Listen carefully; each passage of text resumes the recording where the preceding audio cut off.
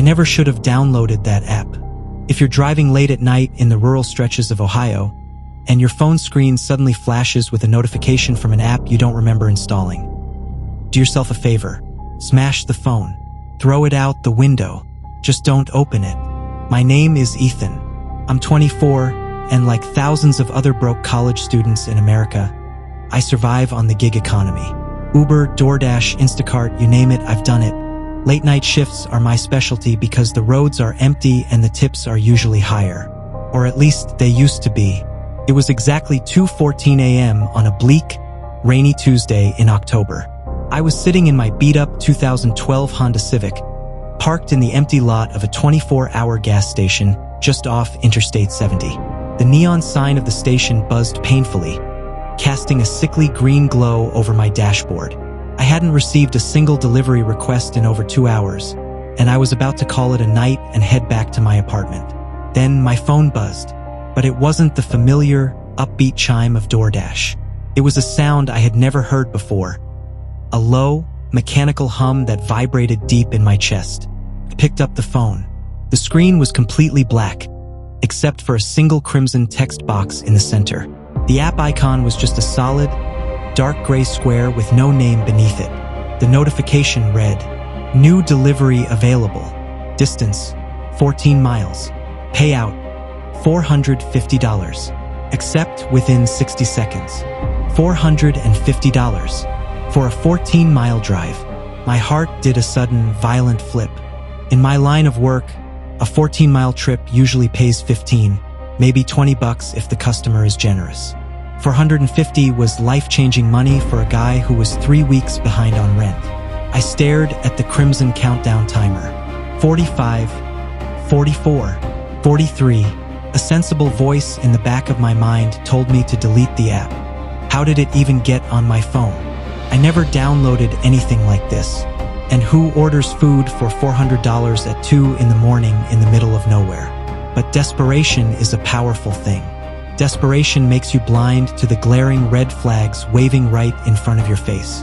With a shaking thumb, I tapped the screen.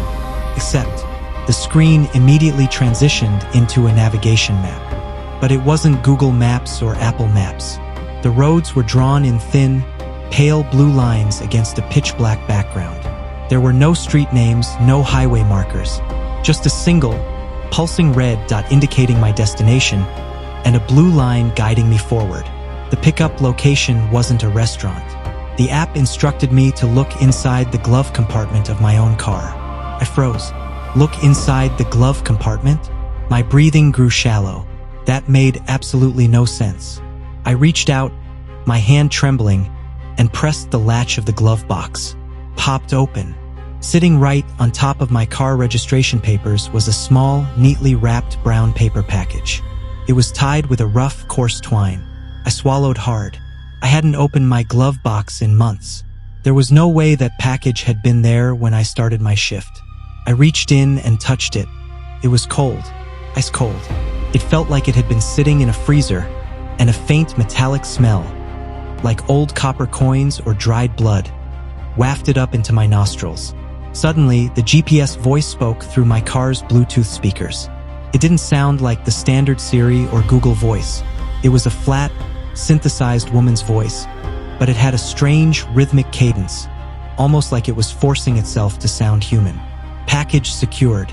Drive forward for 2 miles, then turn left onto Blackwood Road. Do not look inside the package. Do not turn off the engine. A cold sweat broke out across the back of my neck. I looked at the dark package sitting on my passenger seat. Every instinct I had was screaming at me to throw the package out, abandon the car, and run into the brightly lit gas station. But as I stared at the phone screen, the payout balance at the top changed. It now read, "Pending balance, $450. Beneath it, a new line of text appeared. "Cancellation fee, your life." I chuckled nervously, trying to convince myself it was just a sick, elaborate prank by some tech-savvy teenagers. A cancellation fee like that? It had to be a joke, right? I put the car in drive, pulled out of the gas station lot, and merged onto the dark, empty highway, completely unaware that I was driving straight into a living nightmare. The further I drove away from the interstate, the thicker the darkness became. The familiar highway streetlights vanished, replaced by an oppressive, suffocating blackness that my headlights could barely cut through. According to the map, I was on Blackwood Road. I've lived in this part of Ohio my entire life, but I had never heard of this road. It wasn't on any local map I'd ever seen. On either side of the narrow, two-lane asphalt, massive pine trees towered like silent, watchful giants. Their branches leaned inward, arching over the road, creating a tunnel of wood and shadow. The small brown package sat on the passenger seat right next to me. Every time I hit a pothole, the package would shift slightly, and every time it moved, I heard a faint, wet sloshing sound from inside it, like liquid shifting in a thick plastic bag. The copper, metallic smell was getting stronger now, leaking through the brown paper wrap, filling the cramped cabin of my Honda Civic. It was making me nauseous. In 500 feet, turn left, the GPS voice droned from the speakers. I tapped the brakes, slowing down. I looked to my left. There was no paved road. There wasn't even a gravel path. It was just a narrow, overgrown dirt trail cutting directly into the dense forest. Muddy, deep tire tracks were carved into the earth, disappearing into the pitch-black woods.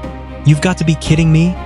I muttered aloud, my voice sounding incredibly small against the silence of the night. I looked at the phone. The blue line on the creepy navigation app pointed directly into that dirt trail. My phone screen flickered violently. The crimson text box flashed once, twice, and then a new message appeared. "Warning, do not stop. Do not allow your speed to drop below 15 miles per hour. They are tracking the signal." My heart leaped into my throat. They? Who the hell is they?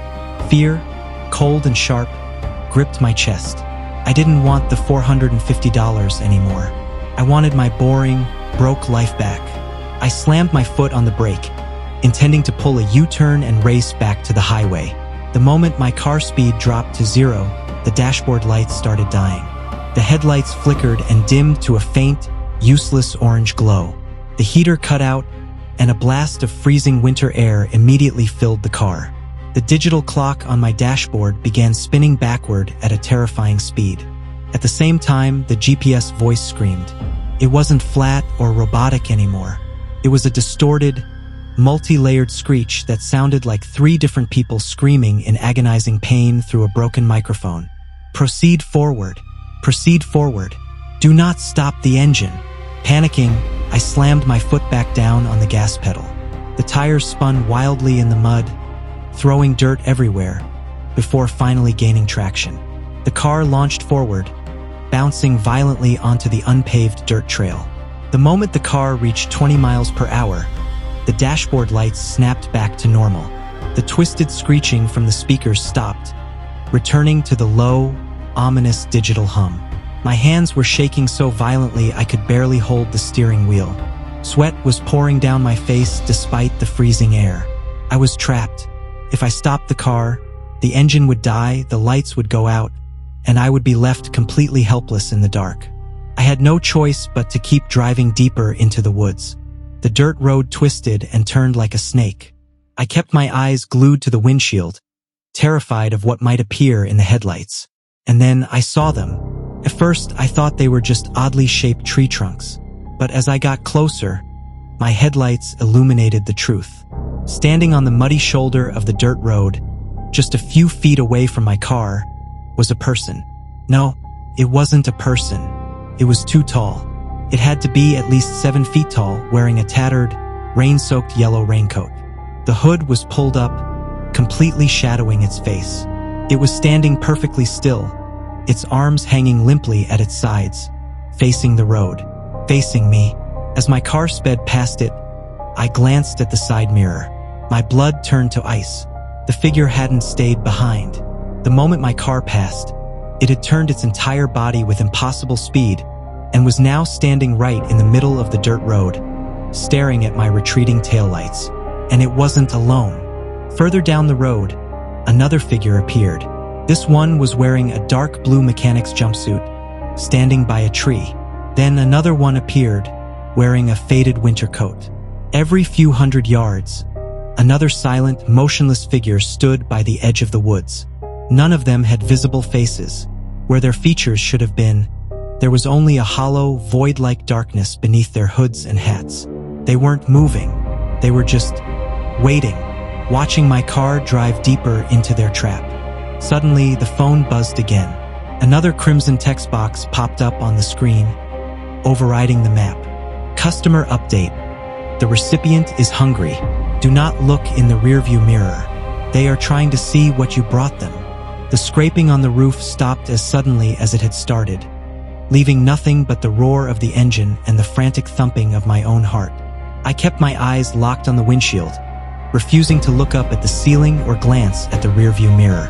My knuckles were white as I gripped the steering wheel, my mind racing faster than the car. The dirt road ended abruptly, breaking out into a massive paved clearing. I expected to see a house, a cabin, or maybe an old farmhouse.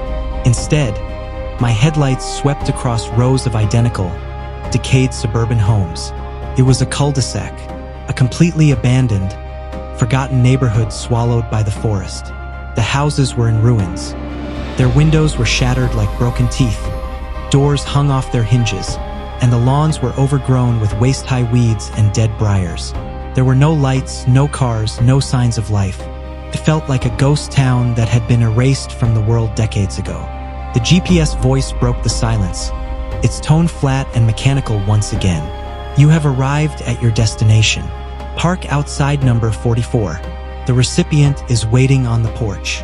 I slowed the car down, my eyes scanning the decayed structures. In the center of the cul-de-sac stood a house that looked slightly different from the rest. The wood wasn't just rotted. It was blackened, as if it had survived a terrible fire. Above the broken front door, 2 rusted metal numbers hung crookedly. 44. I pulled up to the curb, keeping the engine running at all costs.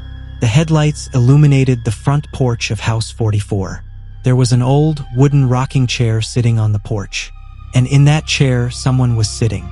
It looked like an old woman, wearing a faded, stained floral dress.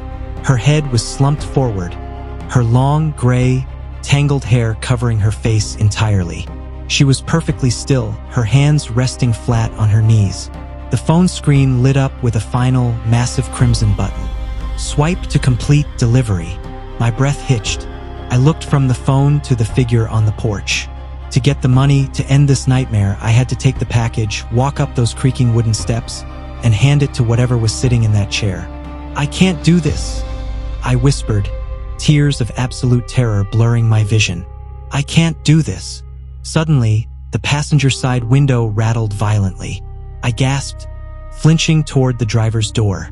Standing right outside my passenger window was one of the tall figures from the woods, the one in the tattered yellow raincoat. Its face was pressed against the glass.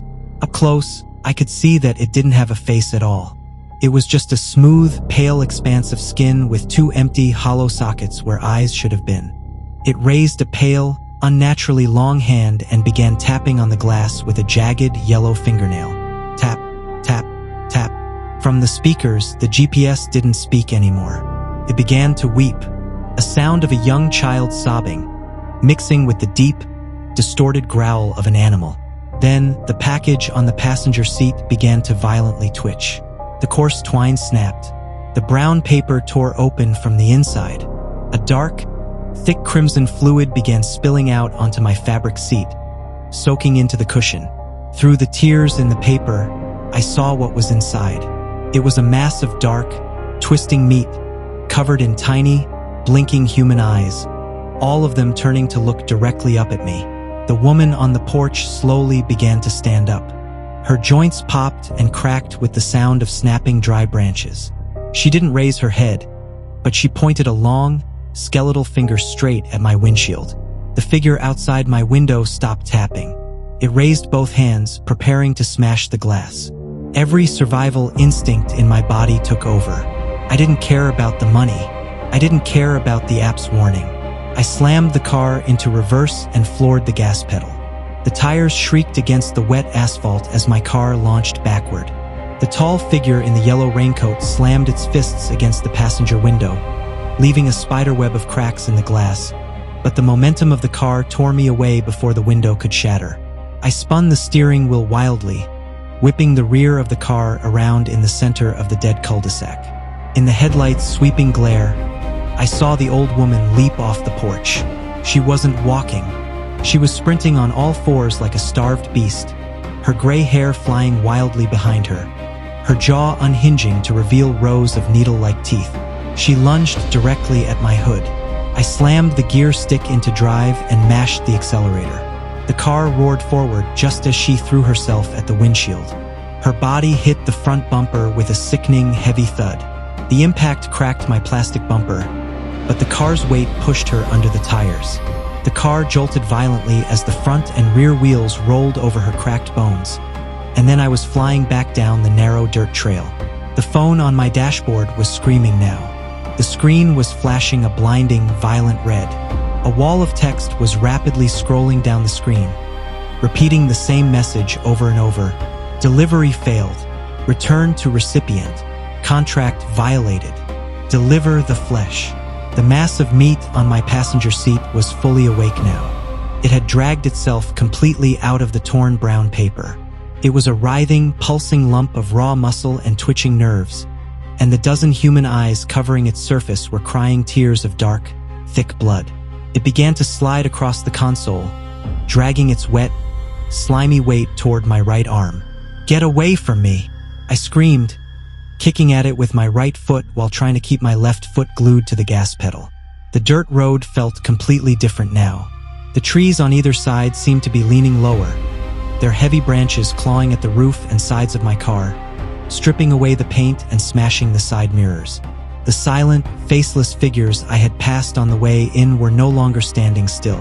They were running along the edge of the woods, keeping perfect pace with my car even though I was doing 50 miles per hour.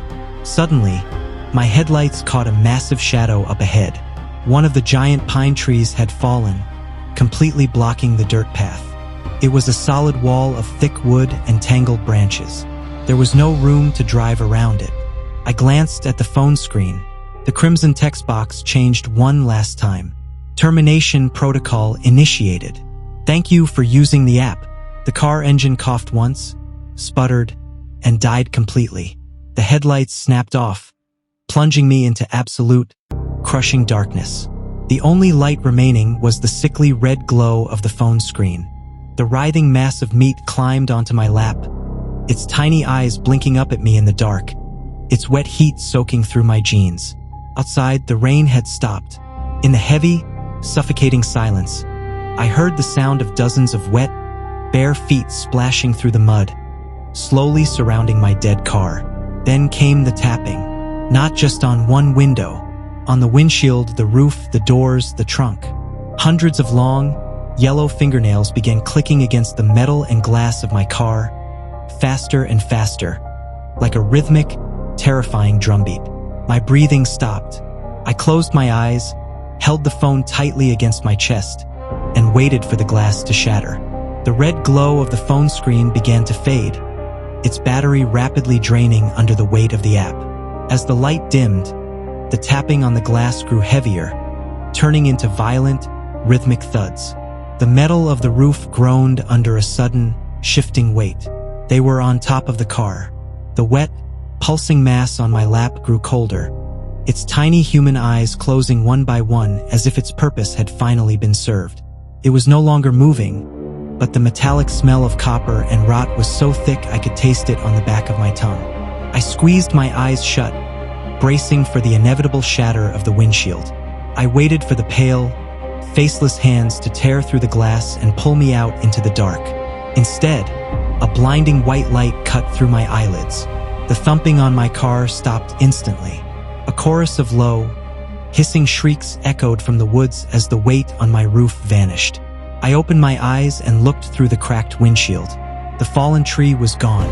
In its place was the massive grille of an 18-wheeler, its high beams flooding my entire car with brilliant, life-saving light.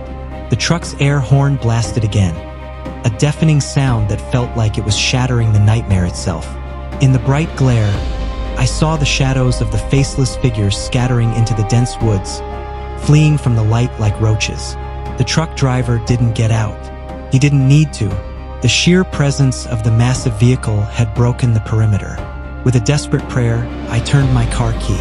The engine sputtered, coughed, and suddenly roared back to life.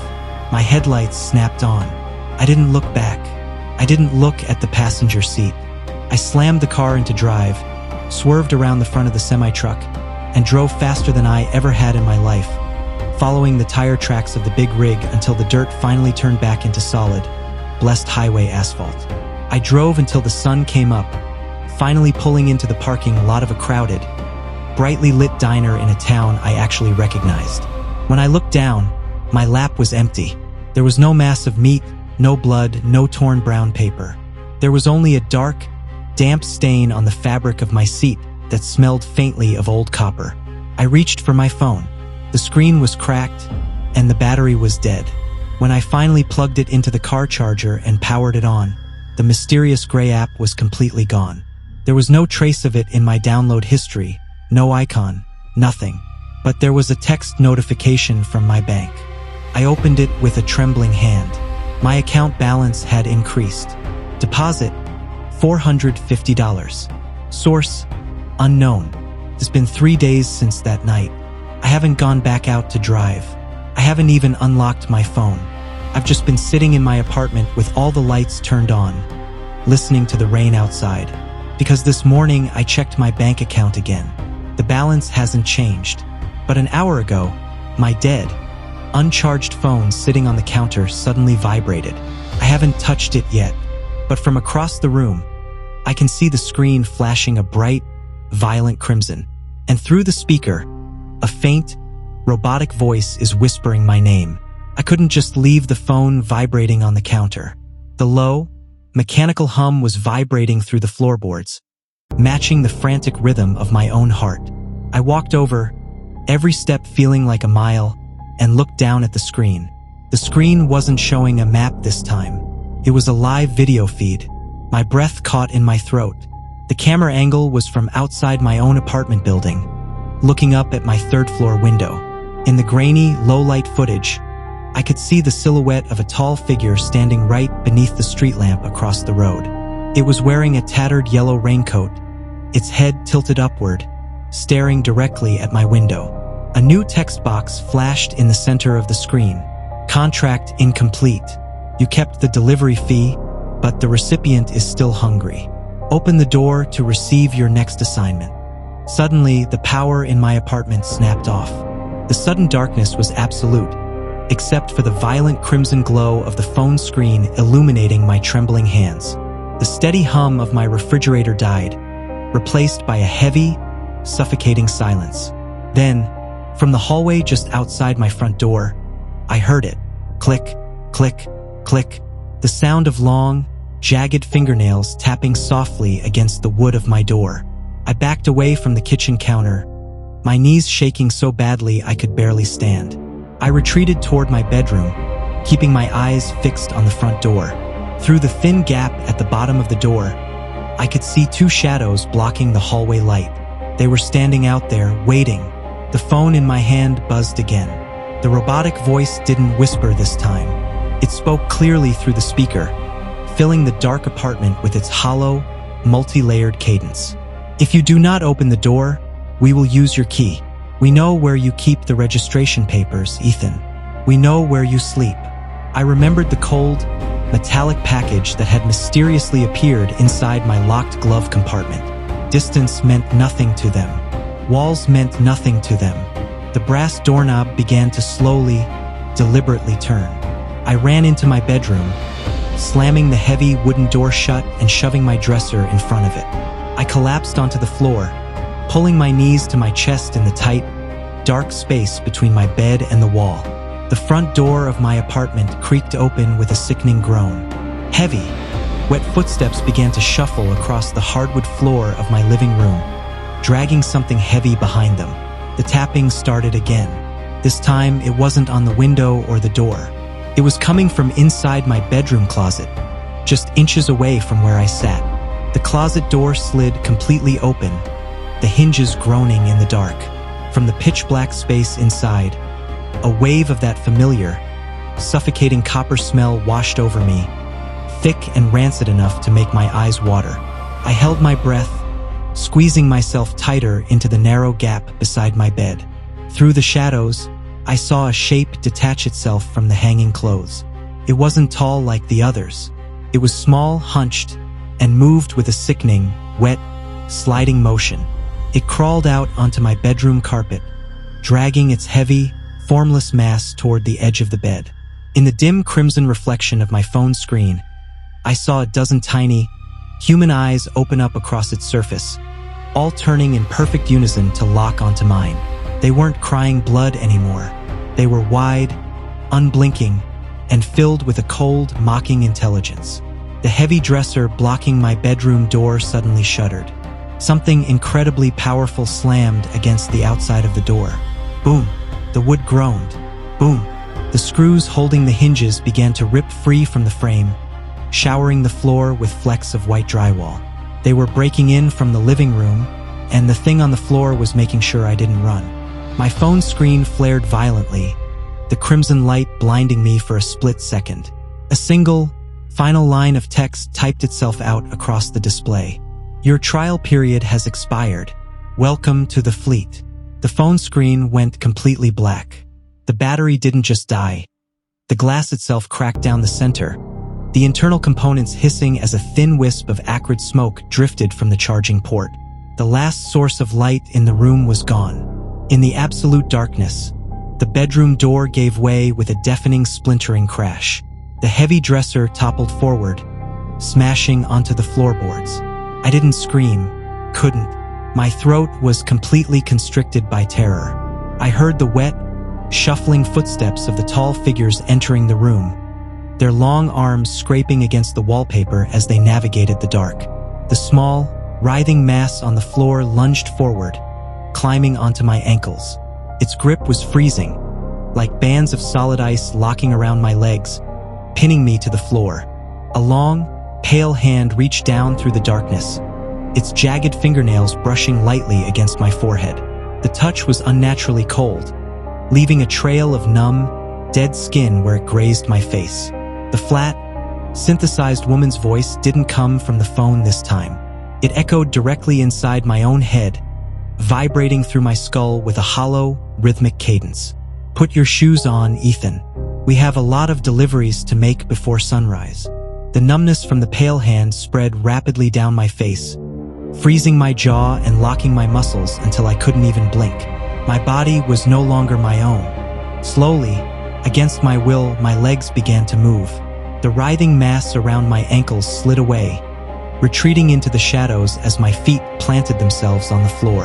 I stood up in the pitch-black bedroom, moving with the rigid, unnatural, jerky motions of a marionette being yanked by invisible strings. Beside me, the shadows shifted. The tall figure in the tattered yellow raincoat walked toward the shattered doorway, and my legs automatically followed behind it. We walked out of my bedroom, stepping over the broken wood of the door, and moved into the living room.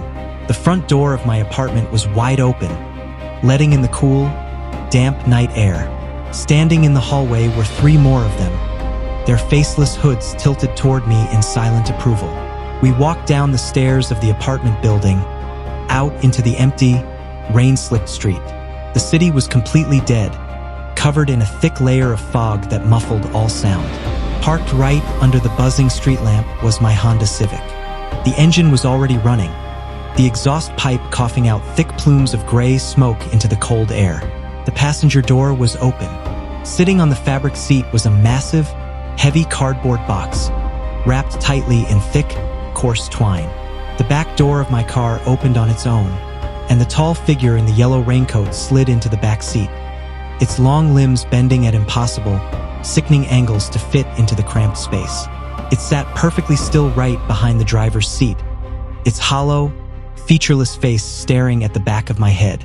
My body opened the driver's side door, slid behind the wheel, and pulled the door shut. The moment my hands gripped the steering wheel, the cracked screen of my dead phone flared to life. The black display was gone, replaced by that dark, pale blue navigation map. A thick red line appeared, routing me out of the city, back toward the highway, back toward the dark, forgotten woods of the Midwest. At the top of the screen, the payout balance read $0. The dashboard clock began to spin rapidly, the digital numbers blurring until they stopped at exactly 2:14 a.m. The flat, synthesized voice echoed through the car's Bluetooth speakers, but this time, the voice didn't sound like a stranger anymore. It sounded exactly like me. My own voice, hollowed out and stripped of all emotion, filled the car. New delivery available. Drive forward for 20 miles. Do not look at the back seat. Do not stop until the flesh is delivered. My foot pressed down on the gas pedal, and the car merged into the foggy, endless dark. The headlights cut through the thick, rolling fog, illuminating nothing but the empty highway ahead. The city was far behind me now. I was a passenger in my own body, watching through my own eyes as my hands held the steering wheel with a death grip, steering the car deeper into the desolate, rural grid of the state. From the back seat, there was complete silence, but I could feel the cold radiating from the figure behind me. It was an oppressive, heavy chill that seeped into my spine, making my teeth chatter even though my face remained completely frozen and expressionless. Every few miles, the massive cardboard box on the passenger seat would shift, the coarse twine holding it together strained, emitting a dry, scraping sound against the cardboard. Whatever was inside was massive, heavy, and slowly waking up. The copper stench was gone, replaced by a suffocating smell of ozone and wet earth, like a graveyard after a torrential thunderstorm. The navigation app on my dashboard suddenly chimed, breaking the quiet hum of the tires. The pale blue line on the map fractured, splintering into dozens of chaotic, intersecting paths that didn't exist. The red dot representing my destination began to violently glitch, hopping from one side of the screen to the other before settling on a location right in the middle of a massive, unmarked black void on the map. My lips moved on their own, throwing my own voice back at me through the car speakers. Rerouting. Destination updated. The low ground. The recipient is waiting.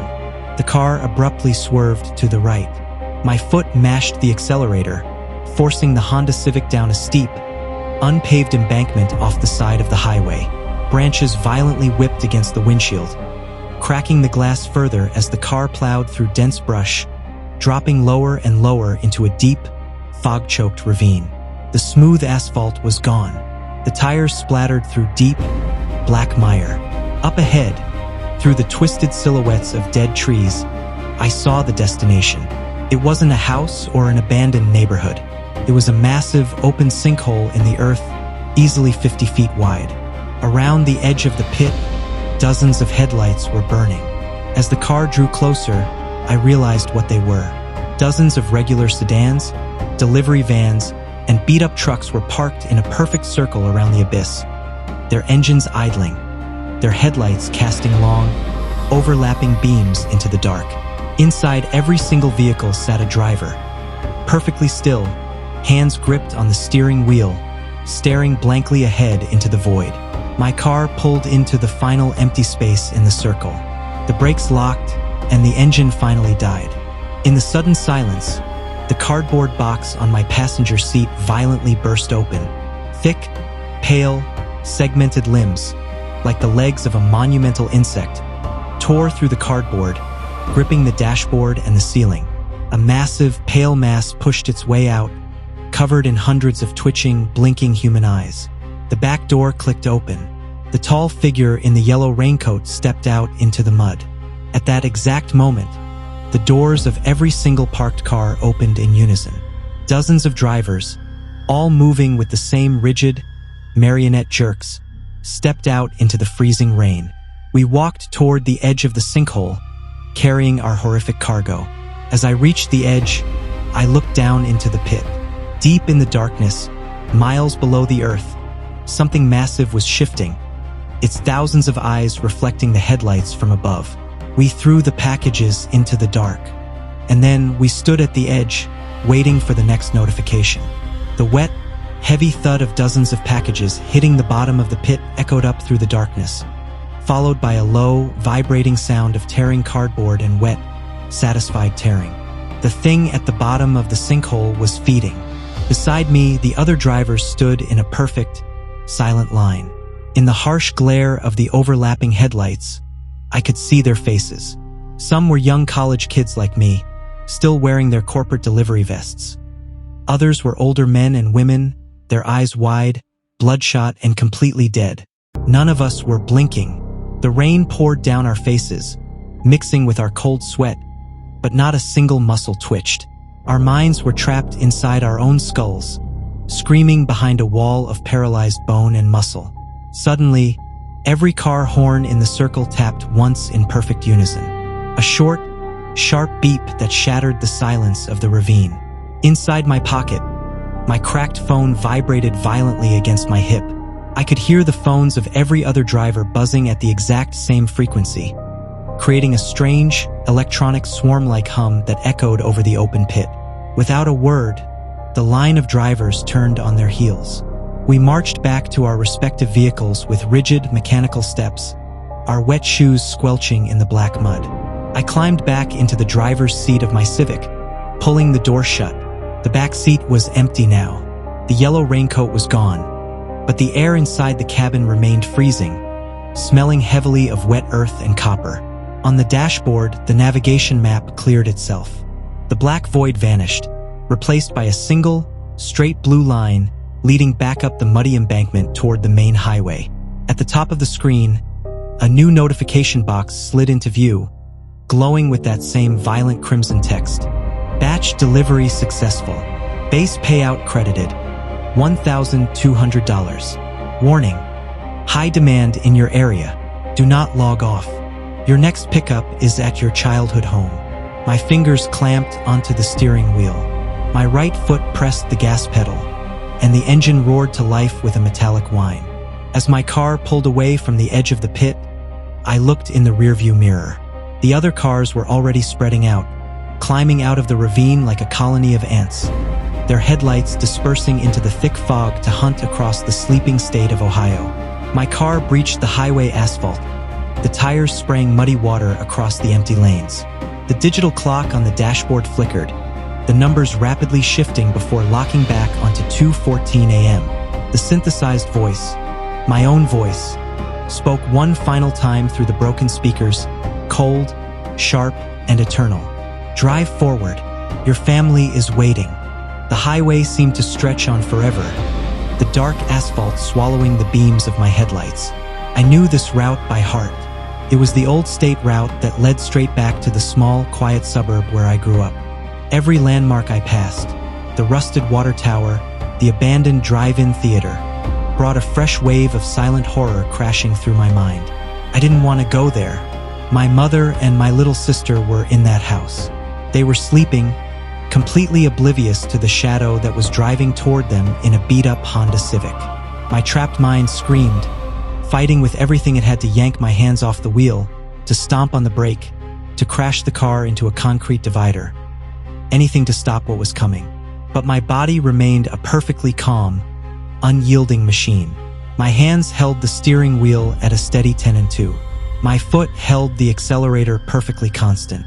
The car turned off the highway, entering the familiar grid of tree-lined suburban streets.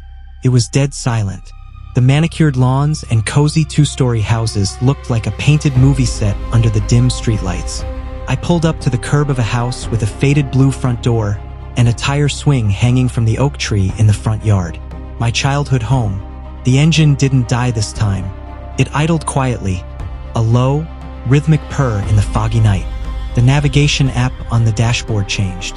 The map vanished, replaced by a single, pulsing red countdown timer. 5 o'clock, 4:59, for 58. Below the timer, a brief line of text appeared. Pickup location, the master bedroom. Retrieve the primary assets. Do not leave anyone behind. My driver's side door clicked and swung open. My legs swung out into the cold air, my feet planting firmly onto the wet pavement of the driveway. I marched toward the front porch, my movements smooth, fast, and terrifyingly efficient. As I reached the front door, my right hand reached into my pocket. It didn't pull out my phone. It pulled out the spare house key that I always used to keep on my keychain years ago. A key I thought I had lost back in college. The key slid into the lock. turned with a heavy, clean click. I pushed the door open and stepped into the warm, carpeted hallway. The house smelled like cinnamon and old photo albums. It smelled like safety, smelled like home. From the top of the stairs, a soft voice broke the silence. "Ethan, is that you?" It was my mother. She was standing at the landing, rubbing her eyes, squinting down into the dark hallway at my silhouette. My jaw unlocked, the paralyzed muscles forcing my lips to curve into a wide, unnatural, static smile that stretched so hard the corners of my mouth began to bleed. My voice tore out of my throat, but it wasn't mine anymore. It was that flat, multi-layered synthesized drone, echoing through the quiet house. "Package pickup initiated. Please stand still." My mother froze, her hand still resting on the wooden banister. The soft, sleepy expression on her face instantly dissolved into confusion, then into absolute, paralyzing confusion. In the dim light of the hallway, she looked at my face, at the rigid, bleeding smile stretched across my cheeks, and at my wide, unblinking eyes that were leaking cold tears. "Ethan, what's wrong with your voice?" she whispered, her own voice trembling as she took a slow step backward up the stairs. "What's wrong with you?" My body didn't answer. It moved forward. With a sickening, mechanical rhythm, my legs began to climb the stairs. Thud, thud, thud. Each step was heavy and perfectly timed, completely detached from the panic screaming inside my mind. I was a passenger trapped behind my own retinas, desperately begging my muscles to stop, to collapse, to do anything. But the puppet strings were too strong. From the hallway upstairs, a bedroom door clicked open. My little sister, Lily, stepped out, clutching a worn-out teddy bear against her pajamas. "Mom, why is Ethan talking like that?" "Lily, go back to your room. Lock the door," my mother screamed, her voice cracking with terror. She turned to face me, placing herself between me and my sister's bedroom door. "Ethan, stop. Please, you're scaring us. Stop." My right hand reached into my jacket pocket. I pulled out 2 rolls of thick, heavy industrial packing tape, the kind used to seal shipping boxes. I hadn't bought it. I hadn't put it there. The app had provided it. My jaw unhinged again, the bleeding cracks at the corners of my mouth widening as the synthesized, multi-layered voice boomed out of my chest, vibrating the walls of my childhood home. "Asset preparation required. Secure the cargo to ensure safe transport." My mother lunged forward, trying to grab my wrists, to fight for her life and her daughter's. But my body didn't feel pain or fatigue. With a single, fluid, terrifyingly powerful sweep of my arm, I brushed her hands aside and pinned her against the wall. With my left hand holding her down with impossible strength, my right hand raised the tape. Re-I-thriap. The sharp, deafening sound of the packing tape tearing through the quiet house echoed upstairs. Behind my dead, staring eyes, my mind was violently shattering, screaming a silent, agonizing apology as my hands began to tightly wrap the thick, clear tape over my mother's mouth, binding her arms to her sides, preparing her for the back seat. From the end of the hall, Lily began to scream. Downstairs, through the open front door, the car horn of my Honda Civic tapped once in the dark. Beep. The countdown on my phone was reaching 0. The delivery had to be completed. Lily's screams cut off abruptly as she ran back into her bedroom, the heavy wood of her door slamming shut, followed by the sharp click of the deadbolt sliding into place. My body didn't hurry. The entity controlling my limbs knew there was nowhere for her to go. With my mother fully bound and paralyzed by terror against the hallway wall, her eyes wide and pleading through the clear layers of tape, my body turned toward Lily's door. Thud, thud, thud. The mechanical footsteps carried me to the threshold. I raised my right leg. With a single, explosive kick fueled by a strength that did not belong to my college student frame, the wooden door frame splintered with a deafening crash. The lock ripped completely out of the drywall, and the door swung inward, banging violently against the wall. Lily was backed into the corner of her room, her back pressed against her closet door, sobbing uncontrollably. She threw her teddy bear at me, a pathetic, desperate defense that bounced harmlessly off my chest. "Ethan, please, stop. It's me, Lily," she wept. My hands didn't hesitate. I reached out, my cold, numb fingers gripping her shoulders. As I pulled her toward the bed to bind her just like my mother, the cracked phone in my pocket flared with a blinding, white-hot heat against my hip. A massive, distorted chime, the sound of a thousands-ton church bell echoing through a digital microphone, vibrated through the walls of the house. The physical control over my body suddenly snapped. I collapsed forward onto the carpet, my hands releasing Lily as a violent convulsion racked my spine. The wide, bleeding smile on my face instantly vanished, my jaw slamming shut so hard my teeth clicked together. For the first time in hours, I could feel my fingers. I could feel the cold sweat on my neck. I could feel the agonizing ache in my muscles. I looked up, coughing, tears streaming down my face. "Lily, run." I choked out, my real voice finally breaking through, ragged and broken. Before she could move, the phone in my pocket began to hiss. A thick, oily black smoke poured out of the speaker mesh, filling the bedroom with the suffocating stench of burning plastic and ozone. The screen didn't display text anymore. It was just a solid, pulsing circle of pure white light that was rapidly expanding, burning through the glass case. From the hallway, the sound of heavy, wet footsteps started walking up the stairs. It wasn't the rigid steps of a driver. It was the slow, deliberate, dragging stride of the tall figure in the tattered yellow raincoat. It had come to collect the failed delivery myself. The heavy, wet dragging sound reached the top of the stairs. Through the smoke filling Lily's bedroom, I could see the silhouette in the doorway, the towering 7-foot frame of the yellow raincoat. The fabric was dripping black, foul-smelling water onto the carpet. The entity didn't step into the room.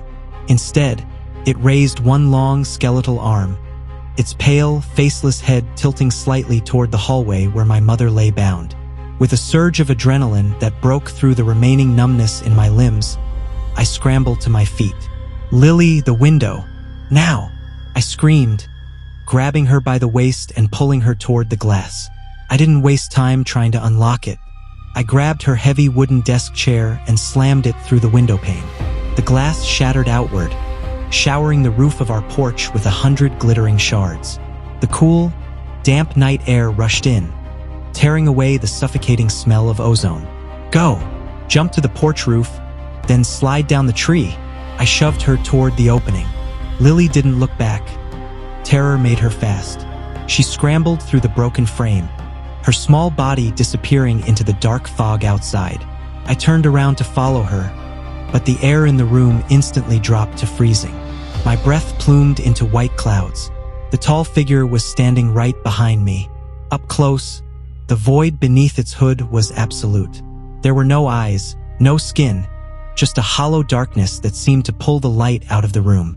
It reached out, its freezing, jagged fingernails closing around my throat. The moment its hand touched my skin, the strength drained out of my body. My knees buckled, couldn't breathe, couldn't move. In my pocket, the phone gave one final, violent pop. The battery exploded in a flash of bright sparks, melting the plastic and searing into my thigh. The flat, synthesized voice didn't come from the device. It came from the entity's chest, a deep, crushing vibration that shook the bones in my ears. "The contract cannot be broken, Ethan. If you will not deliver the cargo, you will become it." The figure yanked me backward, dragging my limp, heavy body out of the bedroom, over the glass, and down the dark hallway. Through my fading vision, I saw the blue front door of my childhood home wide open, waiting to swallow me back into the dark. The cold floorboards scraped against my back as the figure dragged me down the stairs, my head bouncing limply against each wooden step. Couldn't fight.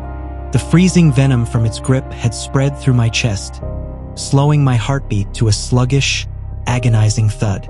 Through the open front door, I could see the street. The fog had grown so thick it looked like a solid white wall. Hidden within that mist, dozens of pairs of headlights flared to life. The other drivers, the fleet, had followed me. They were parked all along the curb of my childhood street, their idling engines creating a low, rumbling vibration that shook the ground. The entity dragged me out onto the wet grass of the front lawn. The cold rain beat down on my face, but I couldn't even blink to clear my vision. It hoisted my limp body off the ground with impossible, effortless strength, carrying me toward the open trunk of my own Honda Civic. I looked down into the dark, hollow metal space. Inside the trunk lay an empty, oversized cardboard box, its top flaps pinned open, a thick coil of coarse twine sitting right beside it. "The fleet requires a dispatcher." The synthesized voice resonated inside my skull, colder and heavier than before. "Your route is finished, Ethan. You belong to the system now." It threw me into the box. My spine cracked against the cardboard, but I felt nothing but an all-consuming, freezing numbness. As I lay paralyzed in the dark enclosure, my eyes fixed on the narrow square of the night sky above, the tall figure reached into the trunk. Its long, pale hands grabbed the flaps of the box and began to fold them inward, slowly cutting off the light. Before the final flap closed, pulling me into absolute, eternal darkness, I saw the dashboard of my car through the rear window. The cracked screen of my melted phone was glowing one last time. The navigation map was gone. In its place, a massive crimson text box filled the display, flashing a single final notification to the rest of the world. Driver status, archived. New position available. Payout, $450. Accept within 60 seconds. The flaps clicked shut. The coarse twine began to violently wrap itself around the cardboard outside, sealing me in. Then the car engine roared to life and the box began to move. The motion of the car was different now. I wasn't in the front seat, feeling the turn of the wheel or the glare of the oncoming lights. I was cargo. Every bump in the road slammed my paralyzed body against the rough cardboard walls of the box. The air inside was rapidly running out. It was hot, thick, and suffocatingly tight. I couldn't move a finger, but I could feel the coarse twine wrapped around the outside of the box tightening, pressing the cardboard harder and harder against my ribs until it was difficult to expand my lungs. The car stopped. The engine idled for a long, agonizing minute. Then the trunk clicked open. The damp, freezing air of the night rushed into the trunk space, but it couldn't penetrate the sealed cardboard box. I heard footsteps shuffling in the mud outside. Not the heavy, dragging stride of the yellow raincoat, but the quick, rigid, mechanical steps of a driver.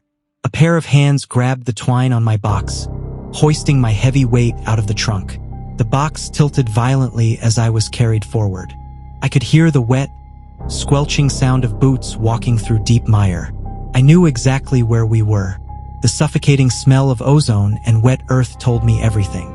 The low ground, the sinkhole, the driver carrying me stopped at the edge of the abyss. For a second, everything was still. I could hear the low, collective drone of dozens of idling car engines surrounding the pit, their headlights burning through the cardboard fibers. Package delivery initiated. A voice muttered from outside. It was a young girl's voice, flat, hollow, and completely stripped of emotion. The box was tipped forward. My stomach plummeted as gravity took hold. I was falling, tumbling over and over into the pitch-black void of the earth. The wind rushed past the cracks in the cardboard as the box plummeted down into the deep, miles below the surface. The impact didn't kill me. The freezing numbness protected my bones from shattering, but the box burst completely open. I lay flat on my back in the freezing mud at the very bottom of the sinkhole. I looked up.